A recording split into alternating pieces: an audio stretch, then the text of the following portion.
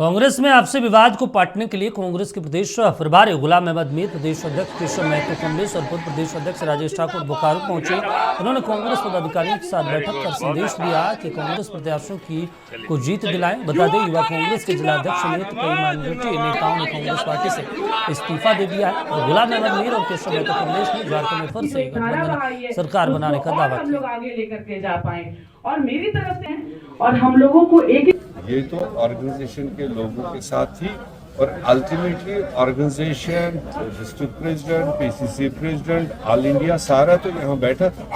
तो अगर कहीं पर थोड़ा किसी को अगर कंफ्यूजन था, कोई राजी नाराजगी थी, उसी बात को दूर करने के लिए ये अलार्मिंग मैसेज यहाँ दी गई। ये सारे कार्यकर्ता, सारे कांग्रेस के लीडर जो प्रत्याशी भी थे, फैसला होने के बाद उन सब ने मदद करना है हमारी श्वेता सिंह जी को।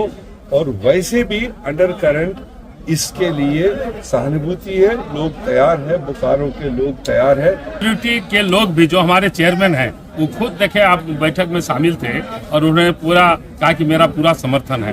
वही बात हुई थी हम लोग जब गए रामगढ़ में, तो जेबी के साथ जो साथी गए थे सब आके हम लोग के साथ कांग्रेस में ज्वाइन की। इस तरह का चुनाव में इस तरह होते रहता है, लेकिन अल्टीमेटली यहाँ गठबंधन की सरकार बनेगी। पहले बार तो हम लोग को 3 ही गठबंधन के साथी थे, कांग्रेस, राजद और जेएमएम। इस बार हमारे माले के साथी, लेफ्ट के भी साथी आ गए हैं, इसलिए शक्ति और बढ़ गई है।